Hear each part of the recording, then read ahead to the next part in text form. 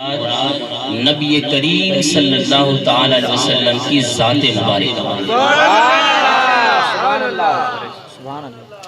دیکھیں میرے آقا کی آمد کا چرچا، میرے آقا کی آمد کا تذکرہ خالق کائنات کس انداز میں فرما رہا ہے۔ ہو سکتا ہے کہ آپ کے ذہنوں میں آئے کہ آیت کون سی پڑھی گئی۔ ہم محفل میلاد میں بیٹھے ہیں، اس محفل کے اندر میرے آقا کی میلاد کا ذکر ہونا تھا، حضور کی پیدائش کا ذکر ہونا تھا۔ آنے والے خطیب نے آیت کون سی پڑھی ہے، اس کا مفہوم اور مطلب کیا ہے، میں میلاد کے حوالے سے گفتگو کرنے لگا ہوں۔ رب تعالیٰ نے ارشاد فرمایا، یا ایھا الناس، اے لوگو، قد جاءکم برہان من ربکم، تحقیق تمہارے رب کی طرف سے ایک روشن دلیل آئی۔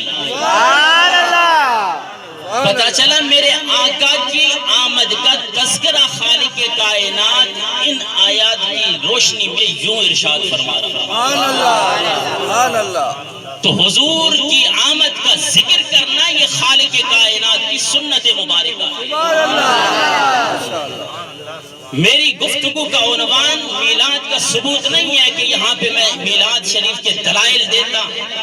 انشاءاللہ جہاں جہاں میرے خطابات ہوں گے آپ کو وہاں پہ انشاءاللہ الگ الگ موضوعات پہ بیان سننے کو ملے گا۔ آئیے خالق کائنات نے ارشاد فرمایا، برہان من ربکم، رب کی طرف سے واضح دلیل آئی۔ اور پھر آگے ارشاد فرمایا، وَأَنزَلْنَا إِلَيْكُمْ نُورًا مُبِينًا، اور ہم نے روشن واضح کتاب نازل فرمائی۔ تو اس نور مبین سے مراد قرآن مجید ہے۔ تو اب دلیل کس کو کہتے ہیں؟ دلیل تو کسی دعوے کی ہوتی ہے۔ دعویٰ کیا ہے؟ خالق کائنات نے دعوے کو بیان نہیں فرمایا، بلکہ دلیل کے بیان میں فرمایا کہ اے حبیب پیارے، ہم نے آپ کو دلیل بنا کر مبعوث فرمایا۔ دعویٰ کیا ہے؟ میرے آقا نے دعویٰ فرمایا کہ محمد الرسول اللہ، محمد صلی اللہ تعالی علیہ وسلم اللہ کے آخری رسول ہیں۔ اونچا بولیے، آخری رسول ہیں۔ قادیانیوں کو سنا دو کہ آخری رسول ہے، آخری رسول ہے۔ حضور کی نبوت تا قیامت تک ہے۔ کوئی قادیانی اب مسلمانوں کے سامنے یہ دعویٰ نہیں کر سکتا کہ 1400 سال سے پہلے میرے آقا نے ارشاد فرما دیا کہ نبوت کا دروازہ مجھ پہ بند ہو گیا ہے۔ اذان محترم، جھوٹا دعوے دار آ سکتا ہے، وہ جھوٹا ہوگا، وہ متبن نہ ہوگا، لیکن سچا اور سچا رسول ہمارا نبی آقا دو جہاں صلی اللہ علیہ وسلم کی ذات مبارک۔ نعرہ تکبیر، نعرہ رسالت، نعرہ حیدری۔ رب کی دلیل ہے میرے آقا، میرے آقا رب کی دلیل ہے۔ یہ دلیل کا دوسرا نام ہے معجزہ۔ دلیل کا دوسرا نام ہے معجزہ۔ اب اگر یہ ترجمہ کروں قرآن پاک تو قرآن پاک کا ترجمہ یہ ہوگا کہ اے لوگو، تمہارے رب کی طرف سے معجزہ آیا۔ تو معجزہ میرے آقا کی ذات ہے۔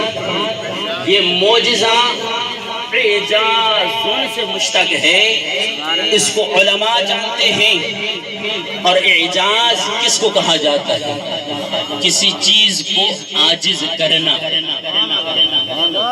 اور معجزہ کو معجزہ اس لیے کہا جاتا ہے کہ یہ عقل کو عاجز کر دیتا ہے۔ آئیے معجزہ کی ڈیفینیشن کیا ہے؟ معجزہ کی تعریف کیا ہے؟ بس وہ تعریف کر کے چند باتیں اور حدیثیں بیان کر کے انشاءاللہ اجازت چاہتا ہوں۔ سبحان اللہ، سبحان اللہ۔ جو خلاف عادت کسی نبی سے کوئی کام سرزد ہو اسے معجزہ کہا جاتا ہے۔ مجھے پتا ہے کہ مجمع کے اندر کتنے لوگوں نے میری بات کو سمجھا ہے، لیکن میں آپ کے لیے آسان کر دیتا ہوں کہ جو کام نبی سے صادر ہو، جو کام نبی سے نکلے اور وہ خلاف عادت ہو، مطلب یہ ہے کہ جو بات عقل میں نہ آئے اسے معجزہ کہا جاتا ہے۔ ارے ہر نبی آیا، کسی کو میرے رب نے ایک معجزہ عطا کیا، کسی کو میرے رب نے 2 معجزے عطا کیے، کسی کو میرے رب نے 3 معجزے عطا کیے، کسی کو میرے رب نے صرف 9 معجزے عطا کیے۔ قربان جاؤں میں اپنے آقا و مولا کی ذات پہ کہ خالق کائنات نے میرے نبی کو سراپا معجزہ بنا دیا۔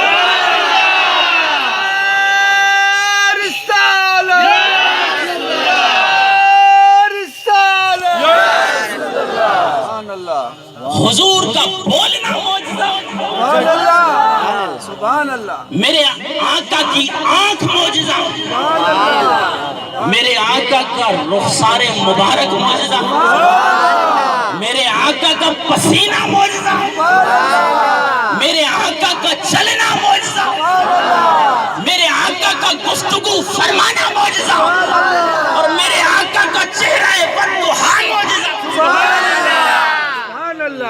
اس لیے آئیے اس پہ دلیل دوں کہ میرے آقا کا چہرہ کیسے معجزہ۔ سبحان اللہ۔ بھئی معجزہ تو وہ ہوتا ہے جو عقل میں نہیں آتا۔ تو عزیزان محترم، اس پہ ابن ماجہ، دارمی، مشکاۃ شریف، صفحہ نمبر 168 پہ حدیث مبارکہ موجود ہے۔ اس حدیث مبارکہ کے راوی ہیں سیدنا حضرت عبداللہ بن سلام رضی اللہ عنہ۔ سبحان اللہ، سبحان کون؟ عبداللہ بن سلام رضی اللہ عنہ۔ وہ فرماتے ہیں کہ میں نبی کریم صلی اللہ تعالی علیہ وسلم کی بارگاہ میں حاضر ہوا۔ سبحان اللہ۔ اب عبداللہ بن سلام رضی اللہ تعالیٰ عنہ اب تک مسلمان نہیں ہوئے، لیکن میرے نبی کو دیکھنے کے لیے آئے۔ سبحان اللہ، سبحان اللہ۔ جب آقا دو جہاں صلی اللہ تعالیٰ علیہ وسلم کے چہرے بددہا پہ عبداللہ بن سلام کی نظر پڑی، یہودیوں کے بہت بڑے عالم ہیں، وہ کہتے ہیں کہ جب میری نگاہ چہرے بددہا پہ پڑی، خدا کی قسم میں اپنی زبان پہ قابو نہ کر سکا اور اس نے الفاظ لکھے، خدا کی قسم یہ چہرہ کسی جھوٹے کا ہو ہی نہیں۔ سبحان اللہ، یا رسول اللہ، یا علی۔ اسی لیے تو جو مقبول احمد چشتی صاحب، نقشبندی صاحب، یہ پشتوں میں کہہ کے گئے اور انہوں نے کہا سبحان اللہ۔ اس طرح تھا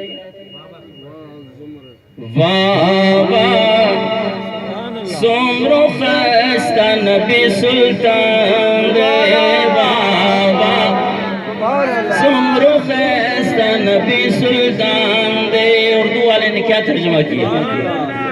میرا گھر اولاد و جان سب آپ پر قربان ہے، مرحبا کتنا ہنسی میرا نبی سلطان ہے، مرحبا کتنا ہنسی میرا نبی سلطان ہے۔ حضور کا چہرہ معجزہ، سبحان اللہ، ارے میرے آقا کی آنکھ بھی معجزہ، سبحان اللہ، میرے آقا کی آنکھ بھی معجزہ۔ ارے یہ آنکھ معجزہ کیوں نہ بنے کہ جس آنکھ نے جاگتے ہوئے خالق کائنات کا دیدار سبحان فرمایا۔ اللہ، سبحان اللہ، آئیے وہ کیسی آنکھ ہے؟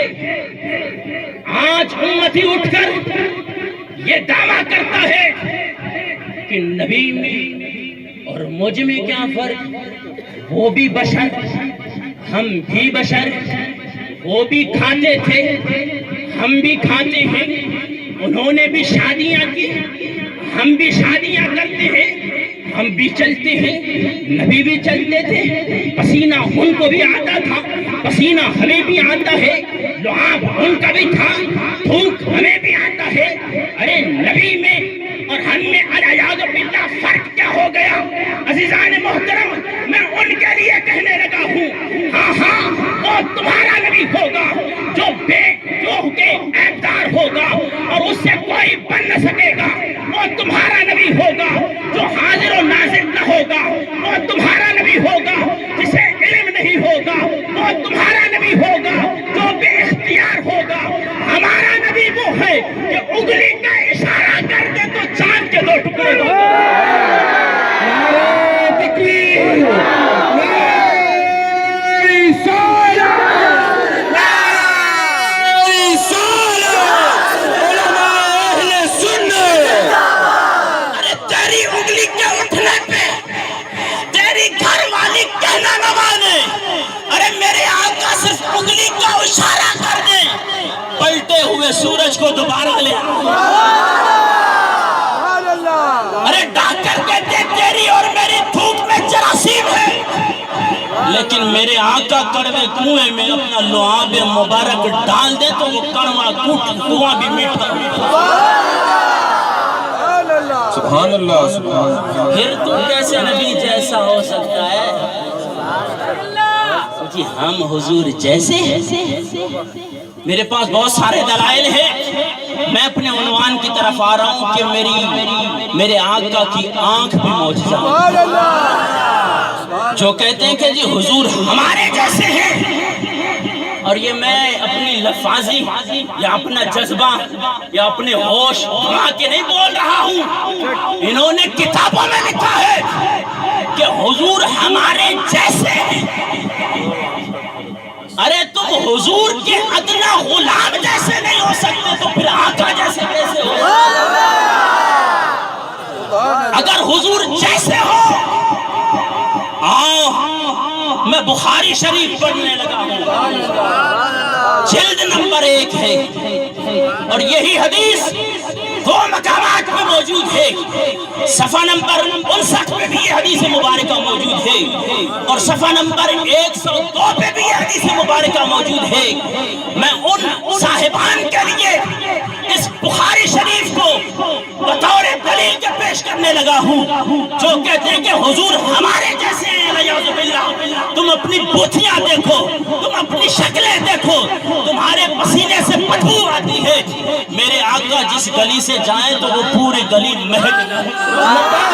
لبیک لبیک یا رسول اللہ، لبیک لبیک لبیک یا رسول اللہ، لبیک لبیک لبیک یا رسول اللہ، لبیک لبیک لبیک یا رسول اللہ، لبیک لبیک لبیک یا رسول اللہ، لبیک۔ بڑی توجہ کے ساتھ مؤدب ہو کر، ادب کے ساتھ، بڑی توجہ کے ساتھ اس حدیث پاک کو سماعت کریں۔ یہ کوئی ضعیف حدیث نہیں ہے، مرسل حدیث نہیں ہے، کوئی کسی عام کتاب سے حدیث نہیں پیش کر رہا، تمام مکاتب فقہ کے سامنے بخاری شریف کا جو مرتبہ ہے، قرآن کے بعد وہ مرتبہ بخاری شریف کا۔ آئیے یہ حدیث مبارکہ بڑی زبردست اور اپنے عقیدے کی ٹھوس دلیل ہے، لیکن آپ لوگوں کی سبحان اللہ میں مزہ نہیں،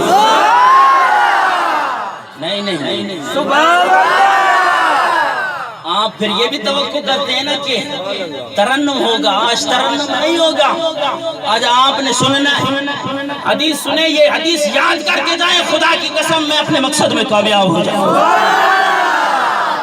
ابو ہریرہ رضی اللہ تعالیٰ عنہ سے یہ حدیث مبارکہ روایت ہے، ان ابی ہریرہ ان رسول اللہ صلی اللہ علیہ وسلم قال هل ترون قبلتی ہاں یہ عبارت اس لیے پڑھ رہا ہوں کوئی اترائے جناب پتہ نہیں کہاں سے ٹھوک دیا ہے، وہ ٹھوکنے والے کوئی اور ہیں، ہم پکی طرح سے ٹھوکتے آقا تو جہاں صلی اللہ تعالیٰ علیہ وسلم نے نماز پڑھائی، پیچھے سے کسی ایک مقتدی نے نماز کو درست نہ پڑھا، اب کہتے ہیں نا جی حضور کو تو دیوار کے پیچھے کا علم نہیں ہے، تم کہتے ہو حضور تو ساری کائنات کا ملاحظہ کرتے ہیں۔ یہ کون سی حدیث بیان کر رہا ہوں؟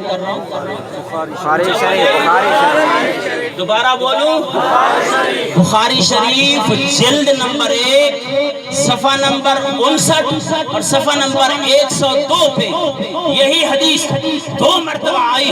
ابو ہریرہ رضی اللہ تعالیٰ عنہ فرماتے ہیں پیچھے کسی صحابی سے غلطی ہو گئی، میرے آقا نے ارشاد فرمایا قالا هل ترون قبلتی ہاں اے میرے پیارے صحابہ تم کیا سمجھتے ہو میں صرف آگے دیکھتا ہوں؟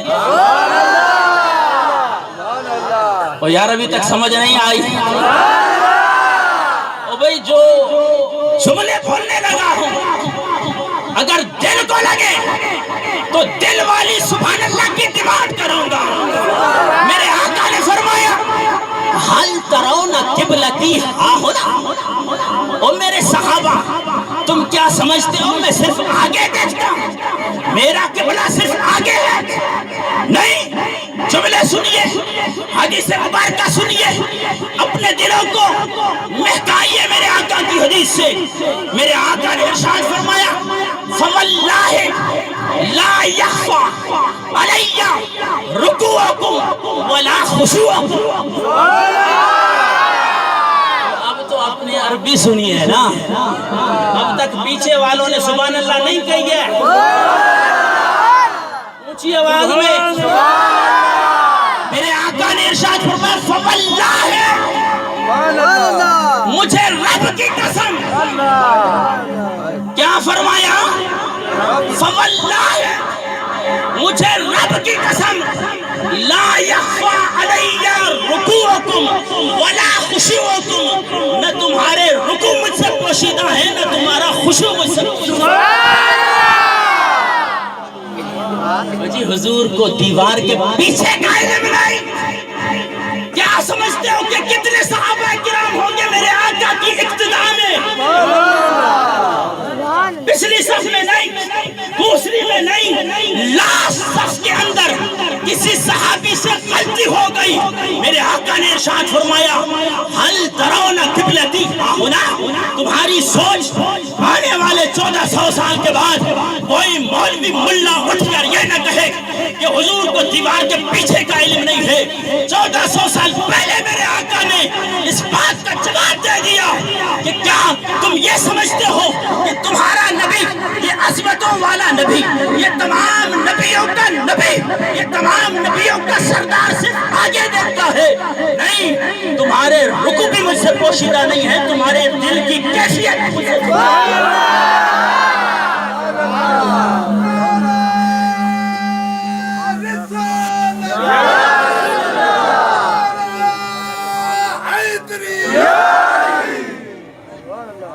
حدیث سمجھ آ رہی ہے؟ بتا کوئی کہے کہ جی جذبات میں بات کہہ گیا، فواللہ مجھے قسم ہے اللہ کی لا یخفی علی رکوعکم ولا خشوعکم، نہ تمہارے رکوع مجھ سے پوشیدہ ہے نہ دل کی کیفیت مجھ سے پوشیدہ ہے۔ اور رضان محترم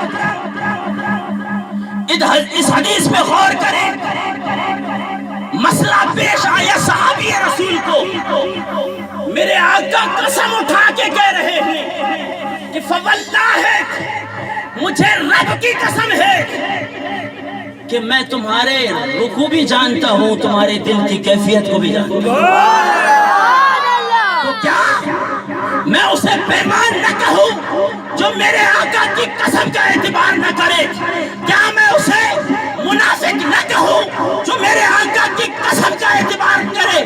عزیزان محترم، آج کیسی فکر نامراد کو ترویج دی جا رہی ہے کہ جناب والا حضور کو کسی چیز کا علم نہیں ہے۔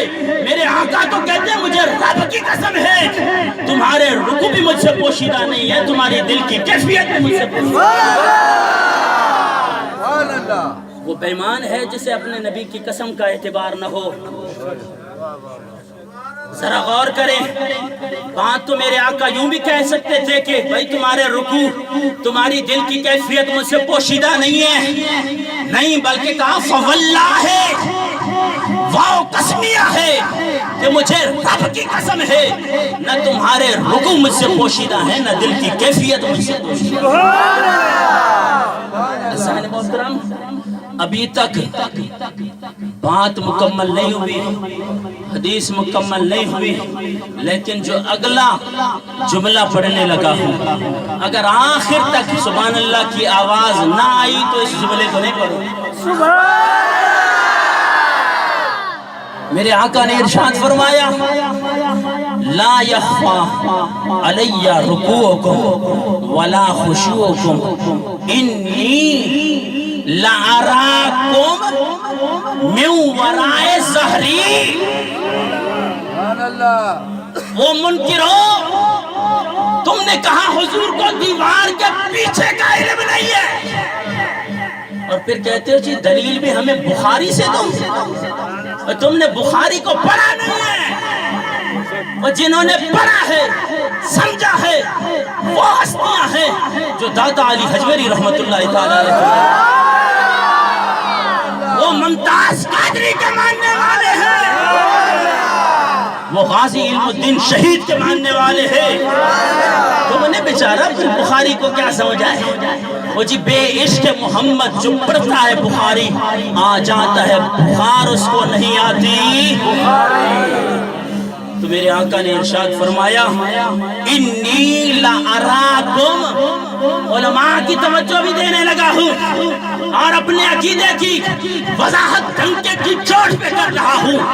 لَأَرَاكُمْ یہ مضارع ہے، اور مضارع کے اندر زمانہ حال اور استقبال دونوں پائے جاتے ہیں، اس کے اندر استمرار پایا جاتا ہے۔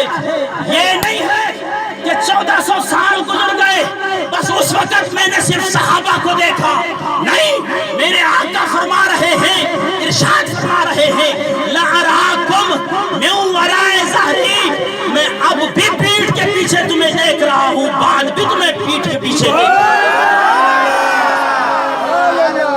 گریمر گرو سے اگر ترجمہ کیا جائے کہ اب بھی دیکھ رہا ہوں بعد میں بھی دیکھوں گا،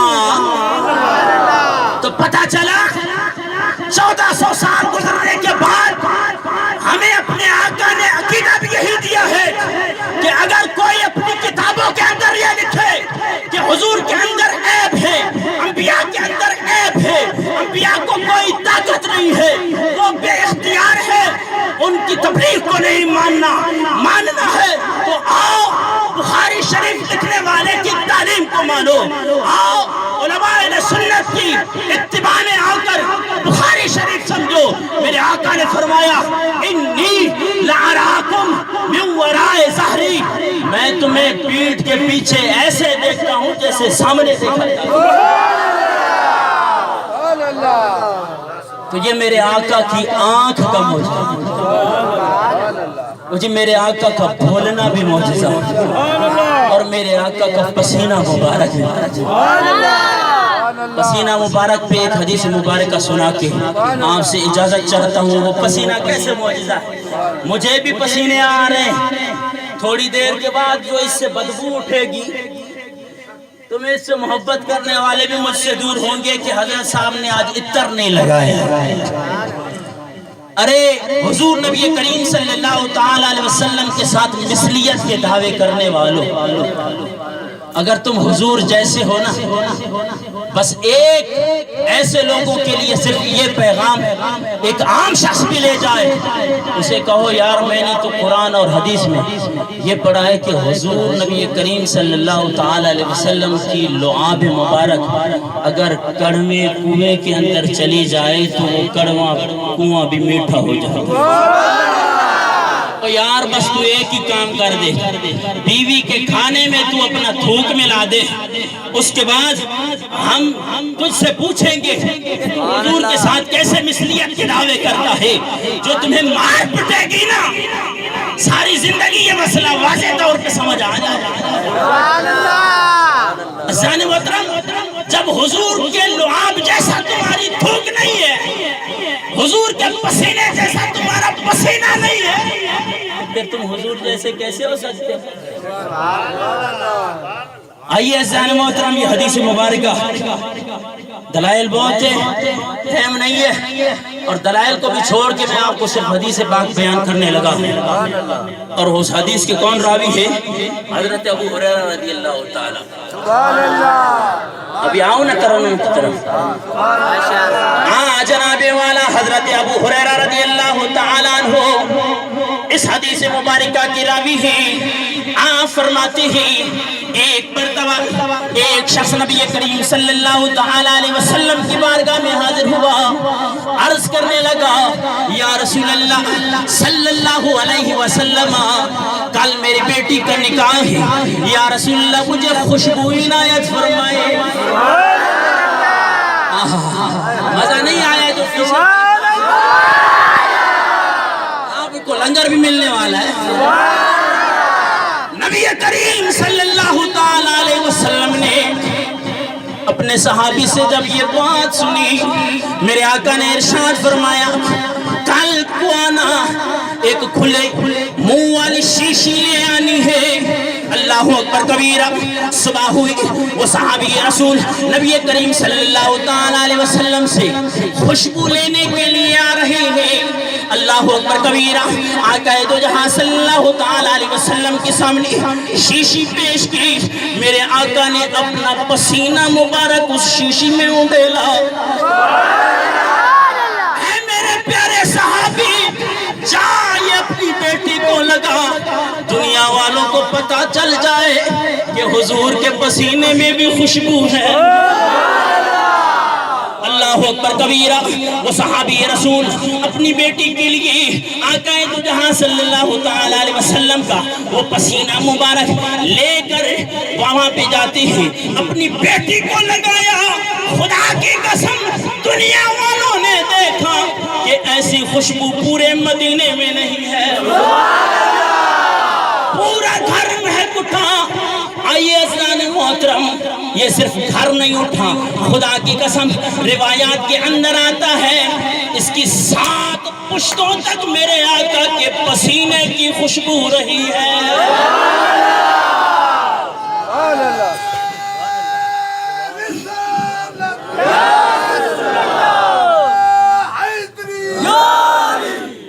پھر شاعر کیا کہتے ہیں کہ جب مل گیا پسینہ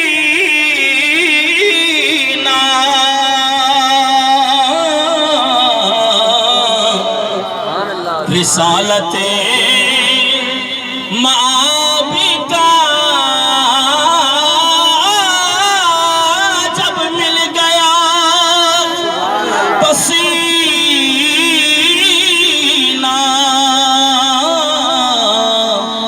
رسالت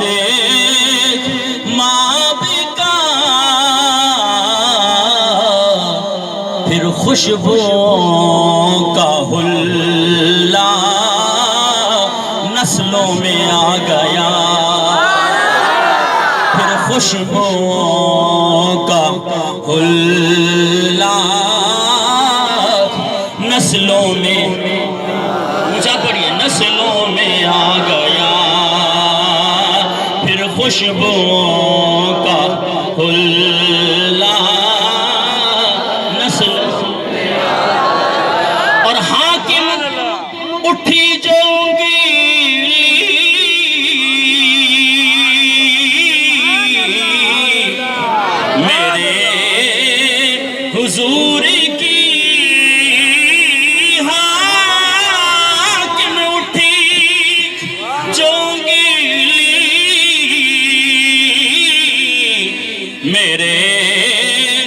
حضور کی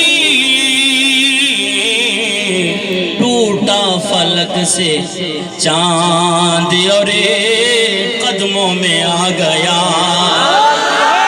ٹوٹا فلک سے چاند اور قدموں میں آ گیا تو رب تعالیٰ نے ارشاد فرمایا یا ایھا الناس اے لوگو تحقیق تمہاری طرف تمہارے رب کی طرف سے روشن دلیل آئی اور میرے آقا کی آمد ہوئی پورے جہان سے جہالت کا اندھیرا ختم ہو گیا اللہ ہے کہ خالق کائنات جو بیان آپ حضرات کے سامنے کیا اس پر عمل کرنے کی توفیق عطا فرمائے علیہ الا البلاغ